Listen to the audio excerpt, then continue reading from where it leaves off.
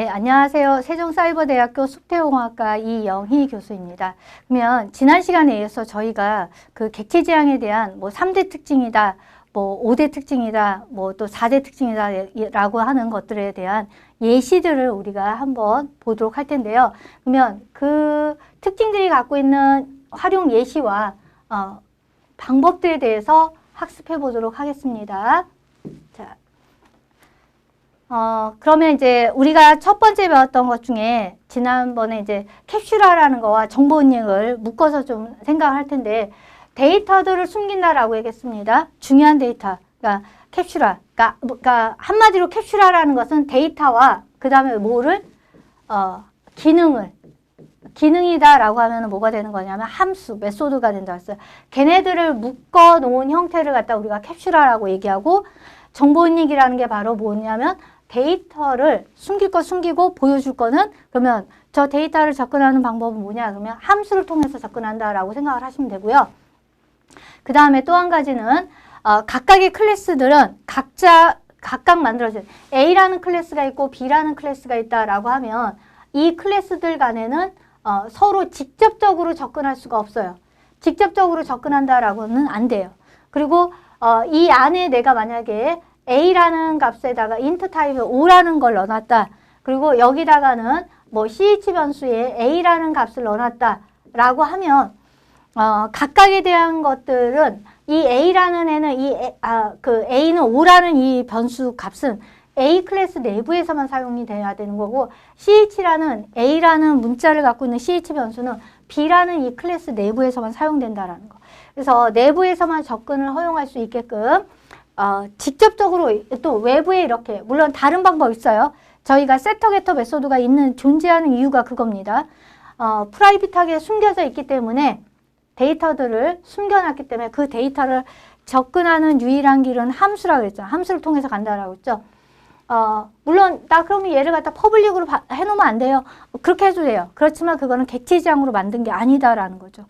객체지향으로 설계를 한다라고 하면 멤버 데이터들은 숨기고 그 데이터들을 접근할 수 있는 방법은 함수를 통해서 접근한다라고 생각하시면 되고, 서로 다른 객체 간에 또 다른 객체가 있다. 어쨌든 이 서로 다른 객체 간에는 직접적으로 데이터를 접근하시면 안 돼요. 그래서 외부에 이제 나 A라는 애 5야 라고 알려주는 거 밖으로 실어 나르는 역할을 하는 걸 우리가 get 함수라고 얘기하죠. get 함수를 통해서 외부에다 내보내주는 거고, 자, 그 다음에 외부에서 딱 봤더니 5라는 값이 너무 마음에 안 들어. 저 5라는 값을 나는 10으로 바꿀래. 또는 100으로 바꾸겠어. 막 이렇게 한다 그럴 때 외부에서 그 값을 변경해줘 라고 해서 우리가 세터 메소드가 존재를 한다라고 보시면 돼요. 그래서 이런 메소드를 통해서 우리가 접근을 한다라고, 또 외부에 실어 나르고 또 변경을 할 수 있게 세터 메소드를 가지고 작업을 해주면 되는 거예요. 자, 캡슐화와 정보 내부에서만 접근하는 정보 은닉에 대한 내용을 그러면 어떤 식으로 구현하는지 한번 볼게요. 자, 가장 보편적인 형태로, 아주 쉬운 형태로 간단한 걸로 포인트라는 좌표점을 찍어주는 애를 갖다 나는 만들고 싶어요. 그래서 내가 포인트라는 클래스를 하나 만들었어요. 그러면 포인트라는 클래스면 화면 어딘가에 좌표점 어딘가에 x좌표 100,100 위치에 점을 하나 찍고 싶고, 그 다음에 150,300 위치에다가 점을 하나 찍고 싶고, 이 점의 위치는 어디가 되던 내가 이 좌표점을 찍고 싶은 거예요. 근데 이 좌표점들은 수시로 바뀔 수도 있어야 되죠. 뭐 위치도 그렇고. 그래서 그 좌표점을 찍어줄 수 있는 x와 y라는 거에 대한 것을 멤버 변수를 만들었어요. 그때 바로 접근 지정자 프라이빗이라는 걸 이용해서 이 멤버 변수를 숨긴 거죠. 앞전에 얘기했지만 C++은 이거 생략하면, 이 접근 지정자 안 쓰면 무조건 프라이빗이에요. 자바에서는 생략하면 디폴트라고 그랬어요. 그러면 디폴트다라고 하면은 바깥에 같은 클래스 내부에서는 다 접근이 되는 거거든요. 그렇기 때문에 프라이빗으로 숨겨야지 된다라는 거. 프라이빗으로 지정을 한 상태에서 이 멤버 변수를 우리가 숨겨놓고, 그 다음에 그러면 얘를 갖다가 외부에다가 알려주는 거.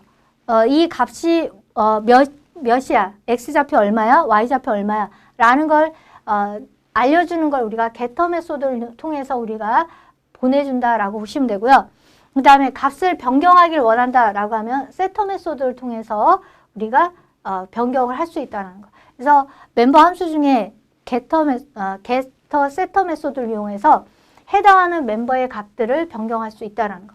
이거는 물론 개발하는 개발자가 그 해당하는 클래스를 설계할 때, 만들 때 또는 클라이언트의 요구에 의해서 어떻게 구현을 할지를 생각하시고 만들어 주셔야 되는 거고, 그 멤버 변수만 있으면 그 멤버에 해당하는 함수를 여러분들이 꼭 세터여야 됩니까? 게터여야 됩니까? 이름 다르게 하셔도 물론 상관이 없습니다만은 원론적인 형태로만 제가 설명을 좀 드릴게요.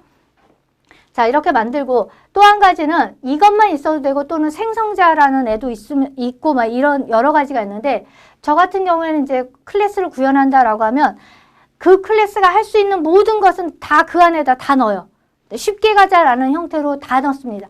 만약에 내가 지금 나 같은 경우에는 디스플레이라는 X좌표, Y좌표를 화면에다 출력해 주기 위한 함수를 하나를 갖다가 사용자 함수를 만든 거거든요.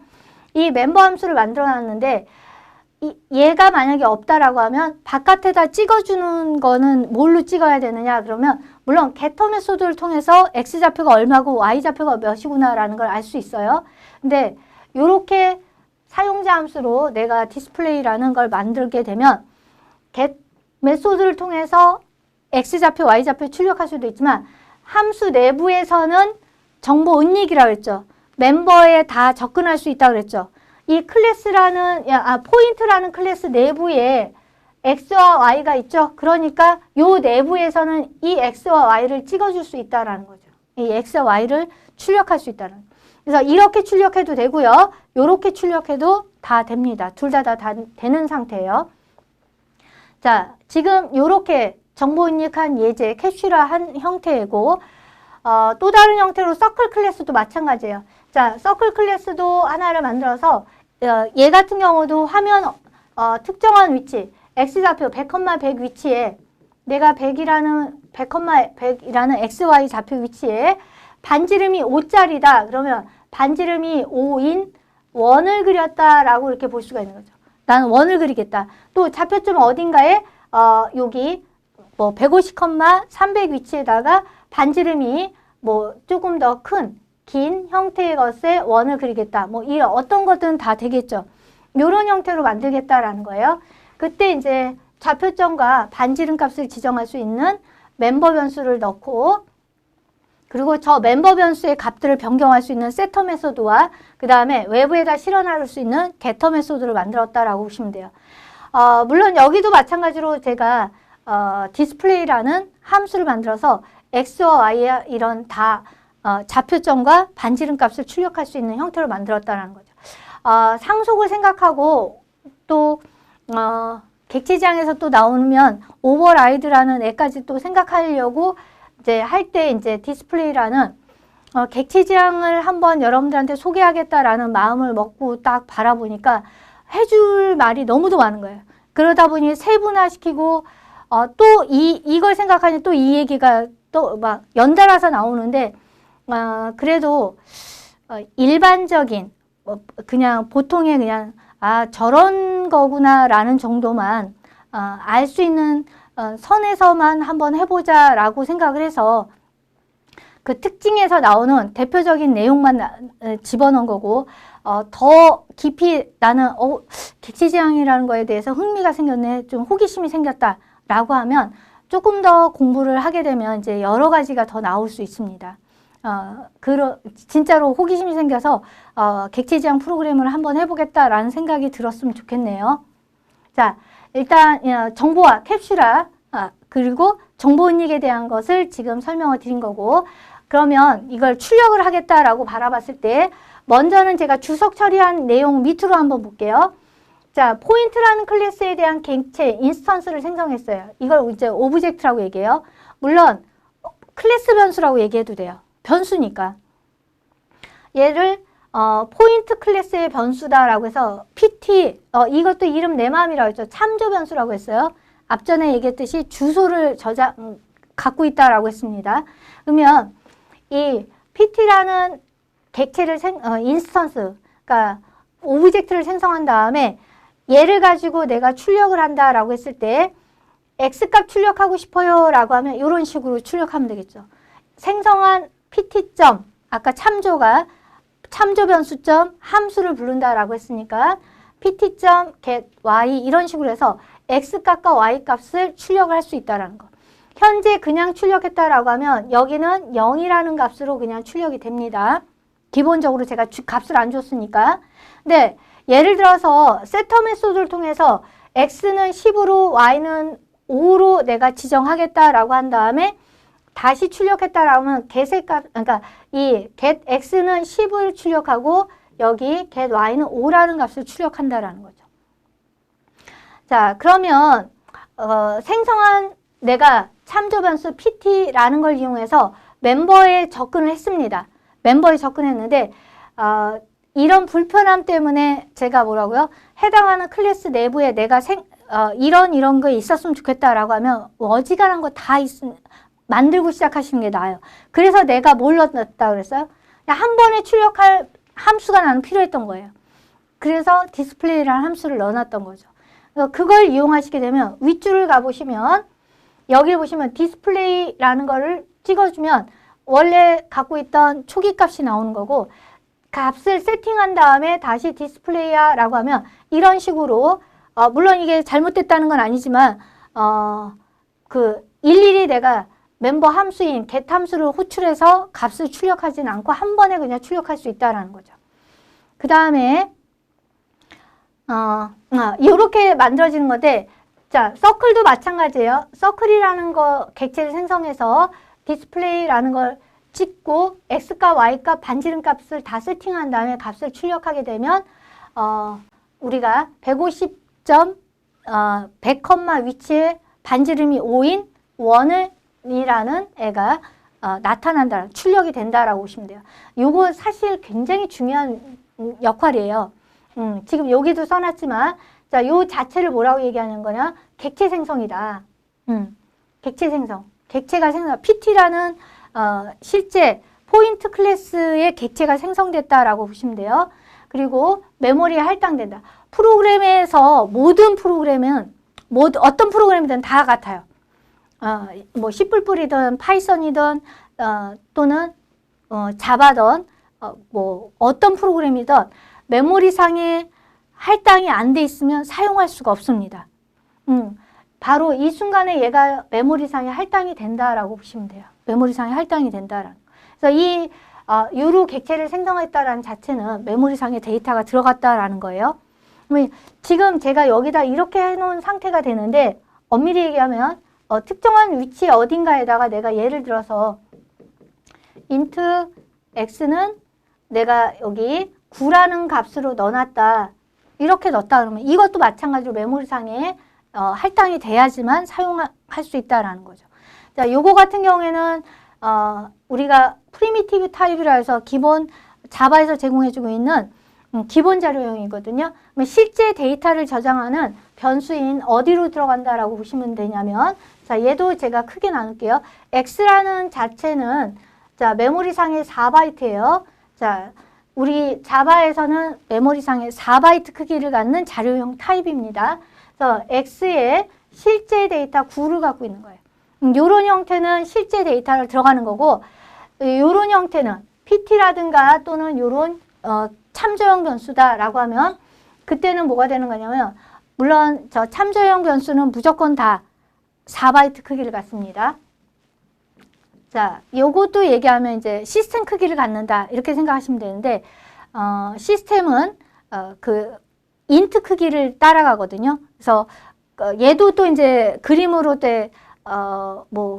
또 이렇게 하다 보니 갑자기 또 더 세세하게 또 제가 그림을 그리는 상황이 될 수 있는 상황이라서 그냥 요것만 지금 여기에 보여지는 것만 제가 잠깐 설명을 드리면 자, pt라는 변수가 있겠죠? 자, 객체 변수라고 했잖아요. 근데 얘는 뭐라 그랬어요? 실제 데이터가 들어가는 게 아니라 주소가 저장한다라고 했어요. 요거 같은 경우는 실제 데이터가 들어가는 거예요. 실제 데이터가 들어가 있는 거고 자, 얘 같은 경우에는 U라는 게 들어가는 순간 동적 메모리 할당 이 부분이 들어간다라고 했어요.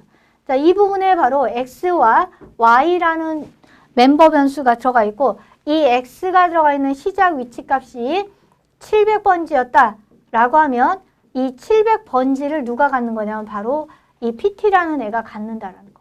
700번지 실제 데이터가 들어가 있는 실제 데이터 초기 값은 다 0으로 돼 있다 그랬죠? 실제 데이터가 들어가 있는 700번지를 참조하는 참조 변수다라고 보시면 돼요. 그래서 바로 이렇게 객체가 생성이 됐다. 요 객체가 생성이 된 거고요. 메모리에 할당됐잖아요. 메모리에 이렇게 할당이 된 거고요. 그 다음에 생성자 함수라는 애가 요번 제가 간략하게 하는 이 부분에서는 안 다뤘지만 앞전 타임에 생성자 함수는 멤버 함수지만 특수한 역할을 하는 애다라고 했어요. 어떤 특수한 역할이다라고 했으냐면 이 객체라는 애를 생성해내는 나라는 포인트 클래스의 인스턴스를 생성해내는 생성자 함수다라고 해서 특수한 함수다라고 했어요. 그래서 클래스 이름과 동일합니다. 클래스 이름과 동일하고 한 쌍의 괄호를 가지면 안에 인자가 있든 없든 간에 한 쌍의 괄호를 가지면 그건 다 함수예요. 메소드입니다.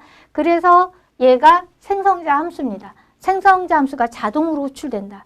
그래서 중요한 역할, 얘네들이, 이런 애들이 딱 만났다 그러면, 이런 세 가지 역할을 한다. 객체 생성이구나. 메모리에 할당이 됐겠구나. 모든 프로그램은 메모리에 할당이 안 돼 있으면 사용을 못 한다라고 했어요. 그리고 생성자 함수가 자동으로 호출됐구나. 라고 알아두시면 됩니다. 자, 이번엔 상속이에요.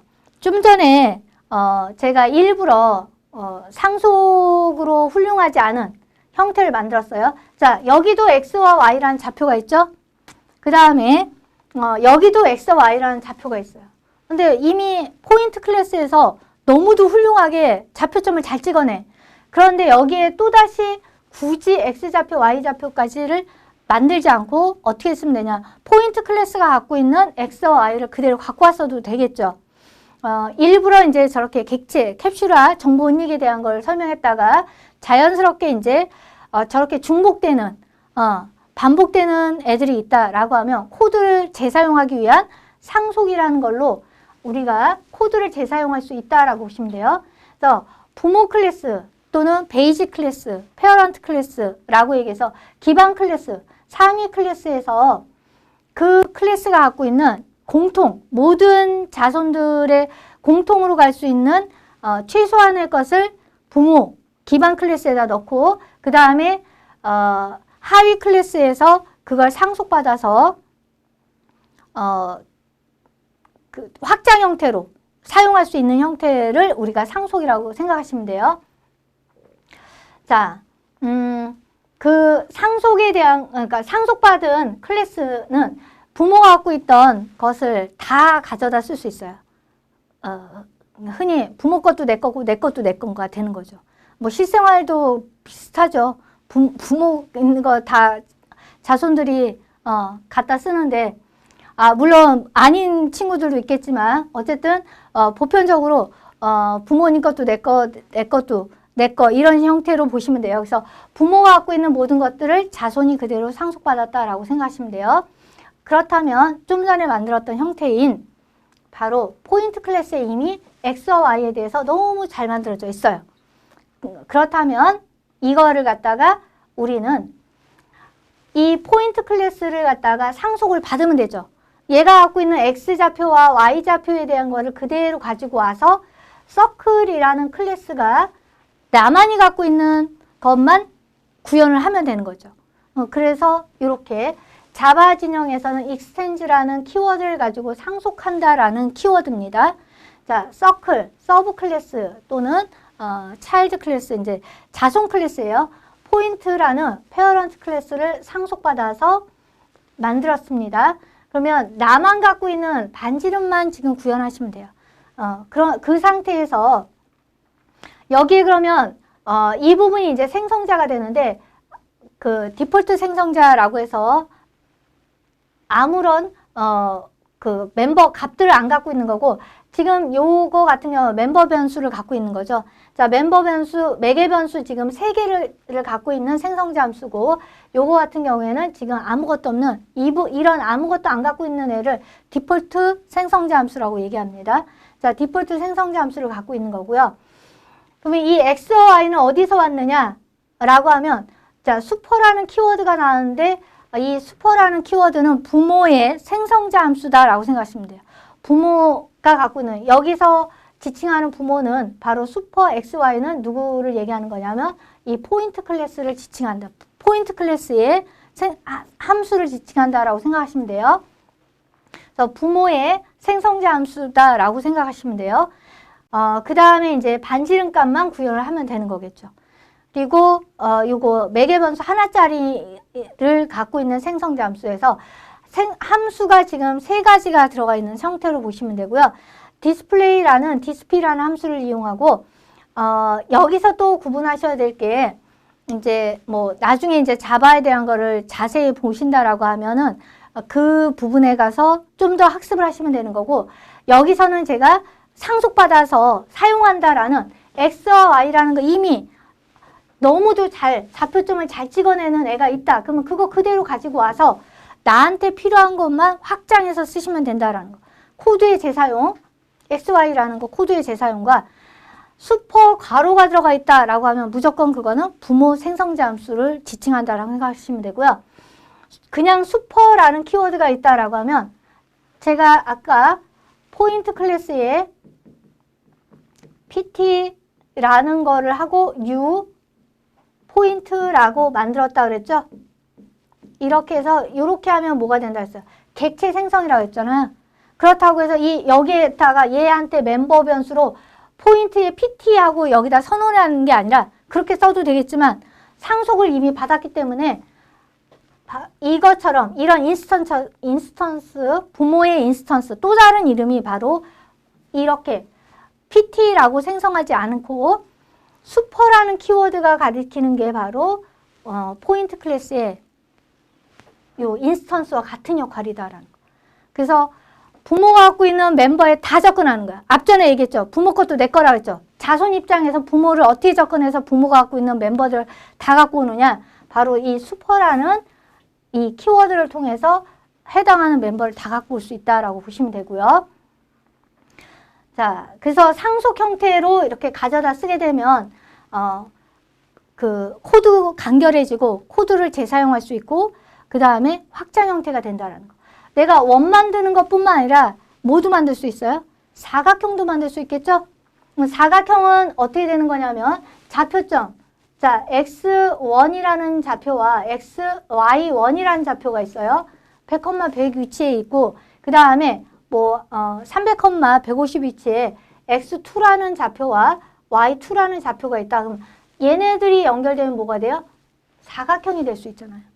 이런 사각형이 나올 수 있는 거죠. 그렇다면 x좌표, y좌표를 이미 훌륭하게 잘 찍어내고 있는 마찬가지로 포인트로부터 상속을 받으면 되죠. 얘가 갖고 있는 x좌표, y좌표를 갖고 오고 내가 사각형을 그릴 거야 라고 했으면 렉탱글 클래스만이 자손 클래스가 가질 수 있는 이 x와 y라는 x2, y2라는 요 멤버만 가지고 있으면 되는 거죠. 그렇게 해서 같은 형태로 이 xy를 그냥 써도 되는 이유가 요 xy는 누가 갖고 있는데 바로 포인트 클래스가 갖고 있다라는 거죠. 얘가 갖고 있는 걸 그대로 쓰는 거고 x2, y2는 내가 갖고 있는 멤버 변수다 라고 생각하시면 돼요. 자, 디스플레이하고 출력을 했습니다. 물론 여기에다가 x, y 다 출력해도 돼요. 한 번에. 근데 이미 잘 찍어내는 애가 있죠. 부모 클래스가 갖고 있는 디스플레이 메소드 안에 x와 y를 출력하고 있기 때문에 포인트 클래스가 갖고 있는 거 찍어주고 그 다음에 내가 갖고 있는 것까지 찍어주시면 된다라는 거예요. 자, 이렇게 각자 만들어내도 되죠?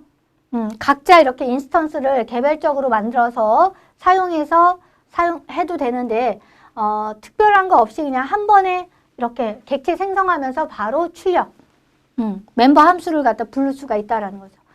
출력하면 객체 생성과 동시에 멤버 함수를 호출해서 출력을 하는 형태로 저 같은 경우에 이제 그 간략하게 빨리 그냥 출력한다라고 하면 이런 형태로 주로 많이 쓰는 형태로 갑니다. 이렇게 요거는 주석 달아놓고 알려드린 거는 앞전에는 다 이렇게 만들었는데요. 이렇게 만들 수 있습니다. 당연히 이렇게 만드는 게 원론적인 이유 만드는 거고 이런 형태로 해도 가능하다라는 거고요. 자, 렉탱글 클래스에 대한 것도 생성자 함수 중에 4개의 멤버를 가지는 함수가 있었죠. 이것도 마찬가지로 요거 생성자 함수 호출한 거예요. 그러니까 각각 1, 2, 3이라는 값을 각각을 넣어서 이거를 디스플레이 하게 되면 출력이 된다라는 거죠. 디스플레이야라고 하게 되면 출력이 되는 거죠. 객체가 들어가 있는 생성 함수에 의해서 출력이 된다라고 보시면 돼요. 자, 다형성하고 추상화에 대한 겁니다. 얘네들도 같은 형태로 좀 볼 수 있는데 앞전에 같은 이름의 함수가 다른 클래스에서 또 다른 형태로 그러니까 같은 함수가 동일한 함수명을 가지지만 기능이 다른 형태로 출력이 될 수 있는 형태가 다양한 형태로 출력되는 걸 우리가 다형성이다라고 했습니다. 여기에 있듯이 동일한 메소드 이름을 사용하지만 하위 클래스에서 타입 객체에 따라서 다른 형태로 처리되는 걸 얘기해요. 서클에서 드로우 부르면 원을 그렸습니다. 트라이앵글에서 드로우를 부르면 삼각형을 그렸습니다. 뭐 이런 식으로 나타내는 거죠. 자, 그럼 이 다형성을 쓰는 이유는 뭐냐? 중복을 줄이는 거야. 코드의 중복을 줄이고요. 변경을 유연하게 하는 것을 할 때 우리가 다형성 형태로 만들어진다는 거. 추상화하고 거의 이제 같이 묶어서 보시면 되는데 요런 형태는 어떤 식으로 만들어지는지 한번 볼게요. 자, 제가 이 추상 클래스를 하나 만들었어요. abstract라는 키워드가 붙어 있으면 추상 클래스고, 자, shape라는 우리가 도형을 만들어내는 클래스를 하나 만들고, 이 도형을 만들어내는 거에 result라는 더블 타입의 변수를 잡고 초기화를 시켜놨습니다. 그 다음에 이런 몸체를 안 갖는 형태를, 몸체를 안 갖는다는 게 어떤 거냐면, 앞전에 우리가 요 형태에서 보셨듯이 요런 블럭, 요런 몸체를 갖는 걸 얘기해요. 이런 몸체를 갖지 않았다. 이런 우리가 몸체를 갖는 거는 일반 메소드고요. 몸체를 얼핏 볼 때는 어떤 형태로 볼 수 있냐면 얼핏 보면 얘를 갖다 이렇게 볼 수가 있어요. 함수 호출하는 것처럼, 선언하는 것처럼 볼 수 있어요.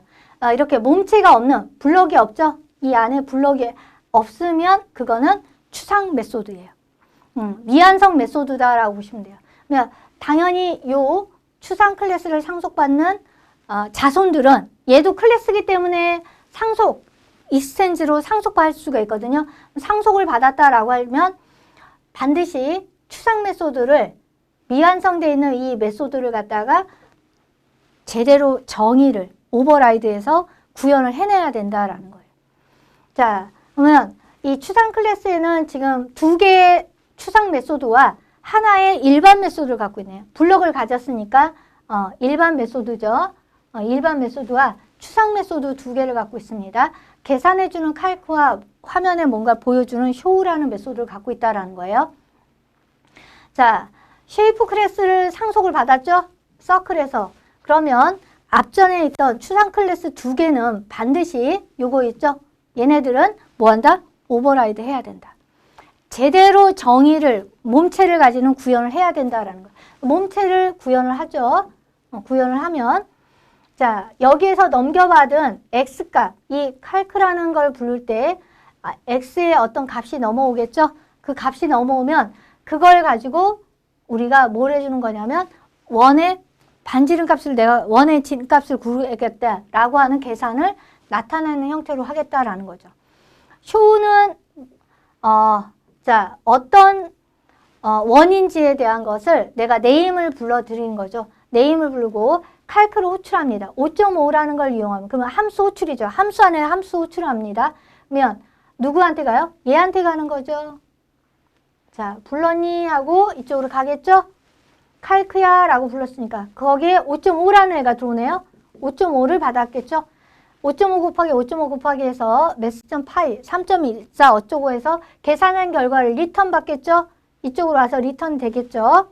그래서 그거에 대한 계산 네임까지 불러서 출력하는 함수가 들어가 있습니다. 자, 마찬가지로 뭐예요?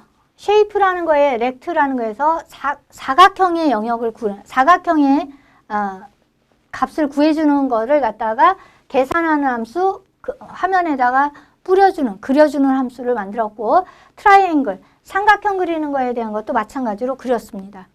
그러니까 모양새를 보시면 다형성과 추상화에 대한 예시를 본다라고 보시면 돼요. 자, 그러면 메인에서 제가 각각에 대한 것을 저 추상 클래스와 이런 걸 이용하게 되면 다양한 형태로, 세 가지 형태로 우리가 만들 수가 있습니다. 첫 번째 배웠던 걸로는 뭐 할 수 있냐, 자기 자신의 클래스로 뭐 하는 거야? 객체를 생성할 수 있는 거죠. 자기 자신의 클래스로 쇼 메소드에 원이라는 애를 넣어서 출력하는 거고, 요거 자기 자신으로 객체를 생성하는 거죠. 렉트라는 걸로 생성해서 그려주는 거고, 얘도 마찬가지로 자기 자신으로 객체를 생성해서 화면에다가 삼각형을 그렸습니다라는 게 나타날 거겠죠. 그 다음에 쉐이프라는 애는 요런 게 우리가 뭐라고 볼 수 있냐면, 부모 인스턴스로 뭐란 거냐면 자손의 객체를 생성했다라고 보시면 돼요. 부모의 인스턴스로 지금 자손, 여기서는 U하고 서클을 생성했으니까 쉐이프라고 되어 있지만 S는 서클이 갖고 있는 인스턴스다라고 생각하시면 돼요. 자, 두 번째 타입은 또 이렇게 할 수 있어요. 추상 메소드였기 때문에 부모를 가지고 뭐라면 부모의 인스턴스를 가지고 여러 가지 형태로, 이게 다형성이에요. 자, 내가 sh라는 인스턴스 명칭을 가지고 서클을 인스턴스를 만들었어요. 그러면 show하고 불렀다라고 하면 이거는 서클 클래스가 갖고 있는 누구를 show 메소드를 호출한 거예요. 그래서 거기에 의해서 원을 그렸습니다라는 것이 나타날 거고, 자, 그 다음에 얘는 이미 여기에서 선언돼 있으니까 여기에서 이 변수를 그대로 이용해서 U하고 렉트로 생성했죠. 그렇게 되면 이제는 SH는 누가 된 거냐면 렉트 인스턴스가 돼서 렉트 클래스가 갖고 있는 show하고 부르면 사각형을 그렸습니다 라고 나오는 거고요. 그 다음에 똑같은 형태로 SH라는 걸 이용해서 트라이앵글이라는 인스턴스를 생성하게 되면 SH는 트라이앵글의 인스턴스, 멤버를 접근할 수 있어요. show하고 호출하게 되면 트라이앵글을 그렸습니다 라는 것이 나타나겠죠. 자, 이게 이제 부모를 가지고 하나의 멤버로 뭐 하는 거예요? 다양한 호출이 일어나죠. 똑같은 show라는 애인데 뭐예요? 다양한 형태로 같은 이름의 메소드, 동일한 이름의 메소드를 통해서 뭐 한다? 다양한 형태로 출력이 된다는 거. 여기서는 원이, 여기서는 사각형이, 여기서는 트라이앵글이라는 삼각형이 그려지는 형태로 나온다라는 거죠. 자, 이건 이제 세 번째는 배열을 이용할 수가 있어요.